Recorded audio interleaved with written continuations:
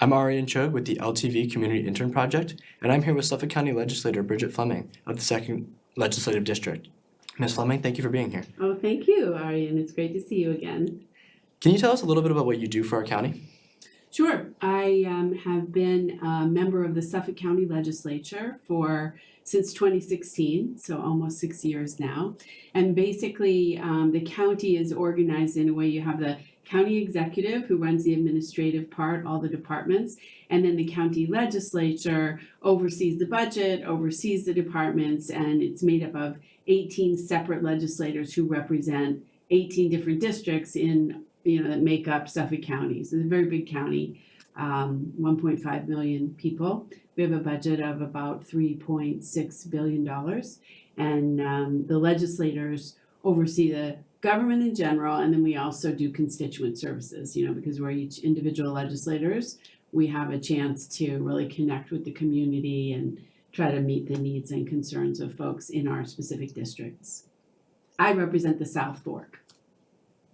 So last year you attended our forum on affordable housing here at LTV, and since then, in November, it was passed, the proposition that we were trying to pass.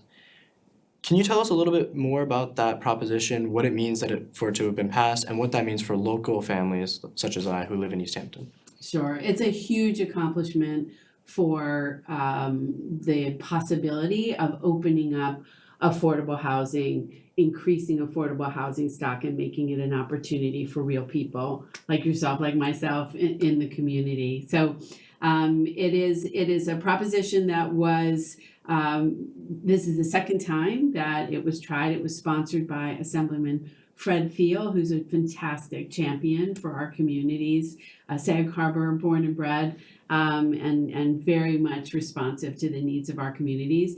And the sponsor in the Senate side, you need a sponsor in each house, was Senator Tony Palumbo.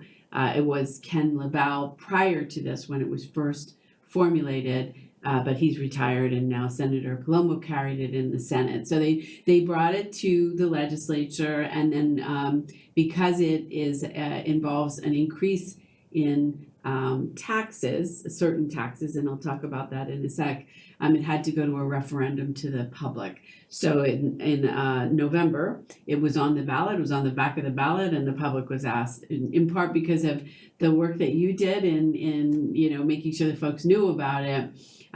People knew to turn over the ballot and vote yes, and they did.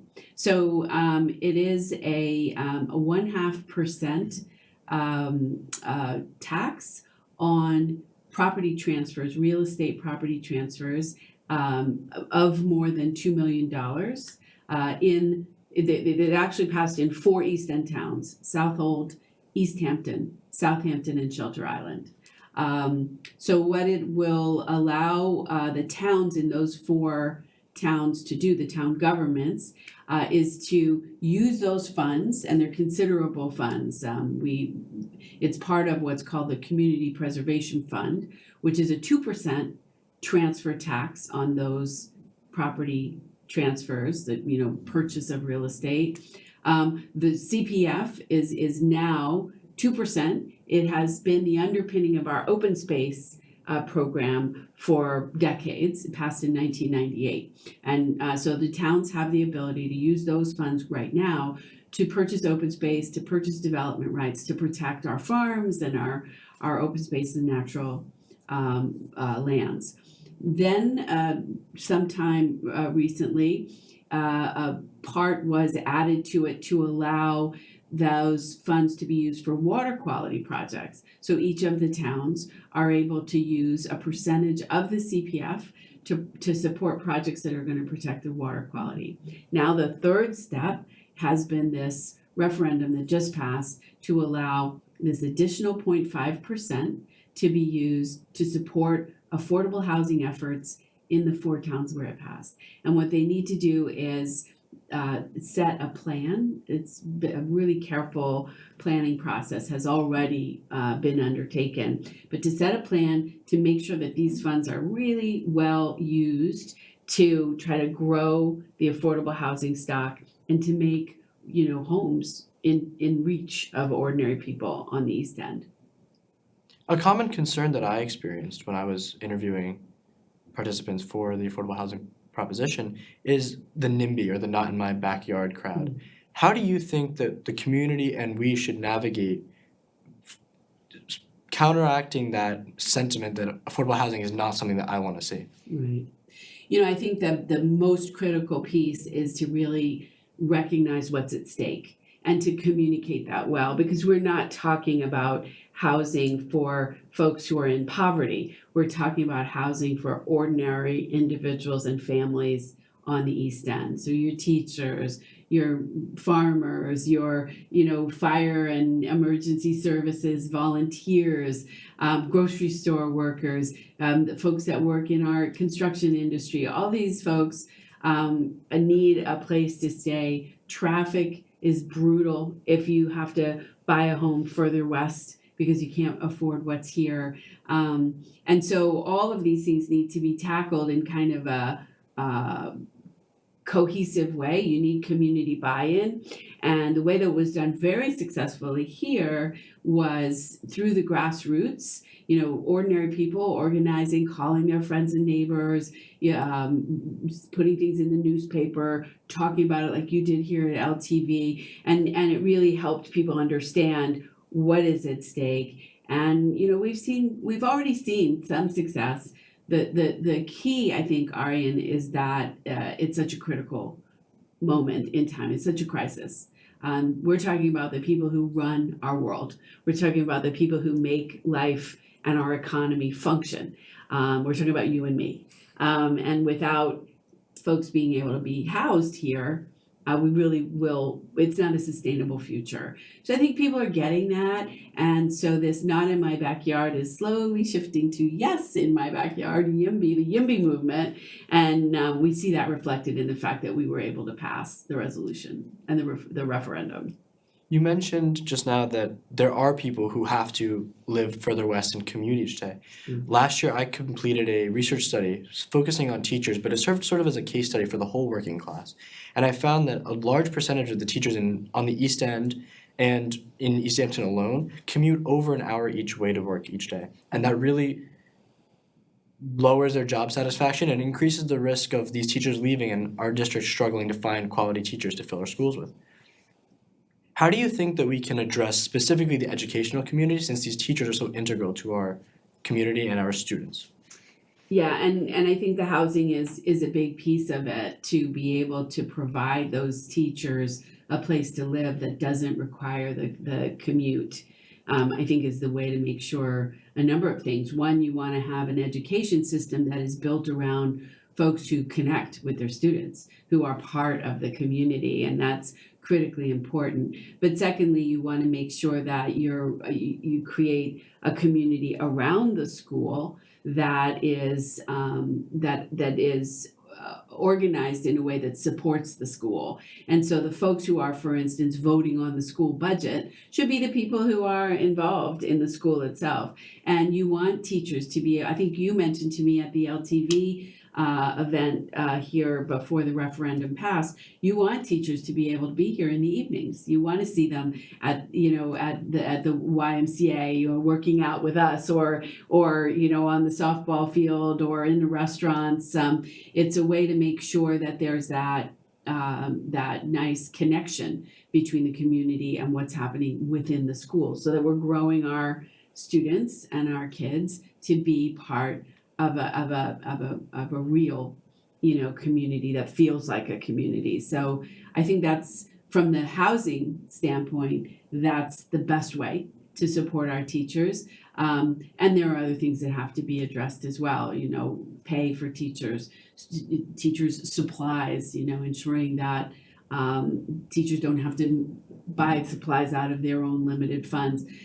Those sort of things need to be supported too, but I think the housing is a piece of it. So we all need to work at the local, state, federal level to make sure that our schools are a priority, and that priority is reflected in all these different ways of looking at our world.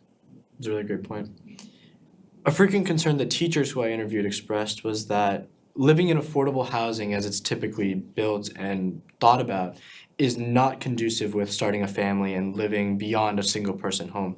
How do you think that we can, as we move into the stage of planning to use these funds that we've now created, how do you think that we can address those concerns and make these affordable housing units something that people want to live in? Well, it's a great point, and I think the quick answer is that there's no one model that's going to satisfy all the needs, right? So I think one of the things that's great about these various plans that each of the towns has to develop is that you've got a very local focus on what specific needs are, so that whether it's a rental apartment for someone who's trying to get into the housing market and start saving for a down payment, before they start to have children, or start to build their family, or if you're working, if you're looking at seniors who are ready to empty nesters who are ready to sell their big homes, or bigger homes that house their kids, and instead live in an apartment where there's less upkeep, that kind of thing, then rental apartments are a really good idea for that. On the other hand, you do still have folks like your teachers who have young kids at home themselves, who need a certain amount of space, who need backyards, who need ping pong tables in their basement, whatever it is that makes their family thrive. That's going to mean a home, and it doesn't have to be a huge home, but it doesn't often a separate dwelling is a good thing there. So I think that a sort of broad approach that includes different types of models of housing is the only way we're going to tackle this. And one of the things that's really nice about the setup now is that the local towns are the ones who are responsible for coming up with those. So they have that sort of very local, granular focus on what the specific needs are in the building, whether it's affordable accessory dwellings on existing locations, retail, above retail in our downtowns and near our transit, or, support for folks who are trying to get into a single family home, or rentals. All of those things need to be part of the discussion. So finally, for our community members who are watching this episode and want to take action, they want to help, they want to do something, what is your message to them, and how can they really get involved in this? Well, one of the things that's very satisfying about what just happened with the referendum is it was led by the grassroots. So folks should understand that if you want to make a difference in your community, you can. And this major accomplishment of affordable housing stock is because of individuals, who are not local officials, who are not, big time members of anything other than their families, their schools, their fire departments, really advocated for it, and it got it done. So that's the first thing. There are the nice thing in East Hampton is you have civic associations, you have what are called community advisory boards, and so you can go to town hall, you can look on the website for East Hampton Town and start to see how you can get involved. There are meetings at the town that you want to be sure you show up at and talk about, what your concerns are. This is a local government here in East Hampton that is very responsive to community members. So it's nice if you have something to say, be sure to say it. And I'm super proud of this NIMBY, Yes in My Backyard, Yes on Housing group that was really grassroots because they got the job done. So that unfortunately is all that we have time for. Thank you, Ms. Fleming, for being here, and thank you for watching. I hope you've enjoyed this segment of the Community Intern Project. I'm Aryan Chugh, and we hope to see you soon. Thank you, Aryan. Very nice.